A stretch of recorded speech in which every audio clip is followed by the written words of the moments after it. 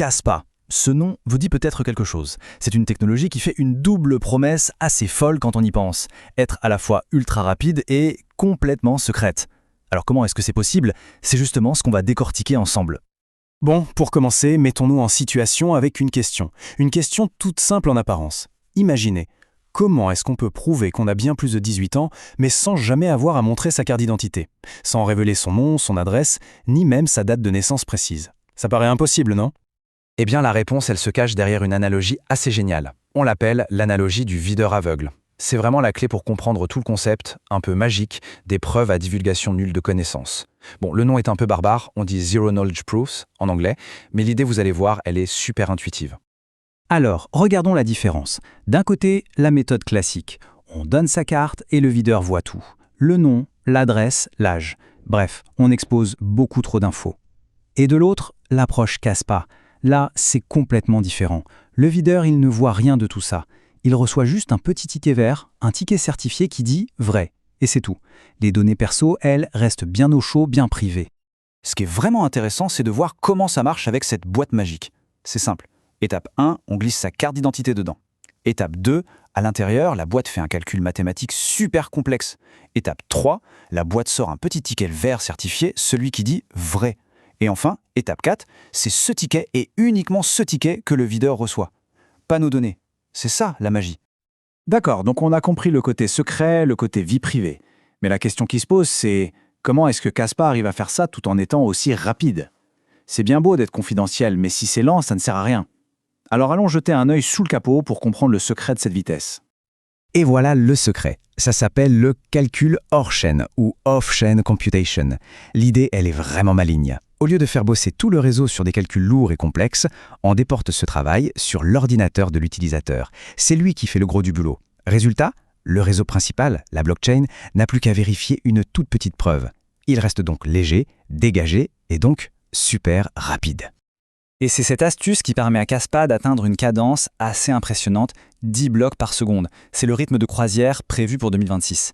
Et ça, c'est maintenu même quand le réseau gère toutes ces preuves complexes dont on vient de parler. Le calcul hors chaîne, c'est vraiment ce qui change tout. Une autre analogie pour que ce soit bien clair. Payer sur une blockchain classique, c'est un peu comme arriver à la caisse avec un énorme sac de pièces de 1 centime. Le pauvre caissier, il doit compter chaque pièce, une par une. C'est long, c'est fastidieux. Maintenant, avec Kaspa et ses preuves ZK, c'est comme si on arrivait avec un chèque de banque certifié. Le caissier n'a pas besoin de compter l'argent. Il jette un œil au seau, il voit que c'est bon, et hop, c'est réglé. C'est quasi instantané. Bon, la théorie, c'est bien beau, mais concrètement, à quoi ça sert tout ça? Passons de la théorie à la réalité. On va voir ensemble 3 applications très concrètes où cette combinaison de vitesse et de secret peut vraiment tout changer. Premier cas d'usage, la finance décentralisée, la DeFi. Imaginez vouloir faire un prêt. Normalement, il faut montrer patte blanche, prouver qu'on a les moyens, révéler son patrimoine. Avec Kaspa, on peut prouver qu'on est solvable, qu'on a assez de fonds pour garantir le prêt, mais sans jamais dire combien on a exactement sur le compte.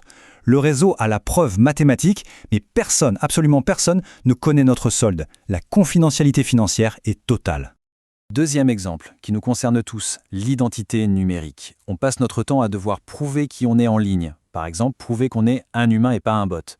Le problème, c'est qu'on doit souvent donner notre nom, une copie de passeport, des données qui finissent dans des bases de données qui peuvent être piratées. Ici, l'idée est de pouvoir prouver son éligibilité sans qu'aucune de ces données personnelles ne soit stockée sur la blockchain. C'est une protection énorme contre les fuites de données. Et troisième application, la gouvernance. Dans beaucoup de projets crypto, on vote en fonction du nombre de jetons qu'on possède. C'est bien, mais ça a un défaut. On voit qui a voté quoi. Surtout les baleines, les gros portefeuilles. Avec ce système, on peut toujours voter avec un poids proportionnel à ses actifs, mais l'identité de chaque votant reste complètement secrète. Le résultat du vote, lui, est public et vérifiable, mais impossible de savoir qui a voté comment. Ça évite toute forme de pression ou de corruption. Alors oui, ces 3 applications sont déjà super intéressantes. Mais en réalité, ce n'est que la partie émergée de l'iceberg. La vision derrière tout ça, elle est beaucoup plus grande, beaucoup plus ambitieuse. Il s'agit ni plus ni moins que de construire une nouvelle fondation pour tout notre monde numérique.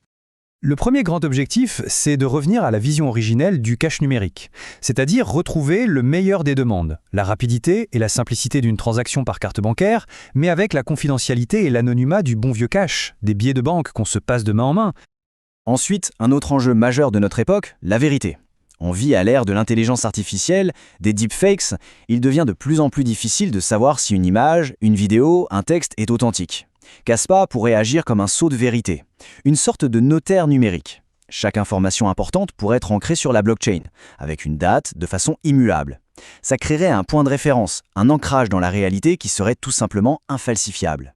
Et là, on entre presque dans la science-fiction, mais c'est une perspective fascinante. L'économie des machines. Pensez à l'Internet des objets, tous ces appareils connectés. Caspa pourrait devenir leur système financier. Imaginez votre voiture qui paye sa place de parking toute seule, ou votre frigo qui commande et paie le lait quand il n'y en a plus. Des machines qui se parlent, qui s'échangent des services et qui se payent en temps réel, sans aucune intervention humaine. Bon, après tout ça, qu'est-ce qu'il faut retenir? Quelle est la grande idée derrière tout ça? Eh bien, ce qu'on est en train de voir, c'est un changement de paradigme, un vrai. On passe d'une économie qui repose sur la confiance qu'on place dans les banques, les gouvernements, les grandes entreprises, à une économie qui repose sur la preuve, une preuve mathématique, froide, objective, que tout le monde peut vérifier. Et pour conclure, je voudrais vous laisser avec une pensée d'Edward Snowden, qui, je trouve, résume tout. Il a dit « Dire que vous ne vous souciez pas de la vie privée parce que vous n'avez rien à cacher, c'est comme dire que vous ne vous souciez pas de la liberté d'expression parce que vous n'avez rien à dire. » Ça fait réfléchir, n'est-ce pas? Finalement, la vie privée, ce n'est pas pour cacher des choses, c'est pour protéger ce qui est important.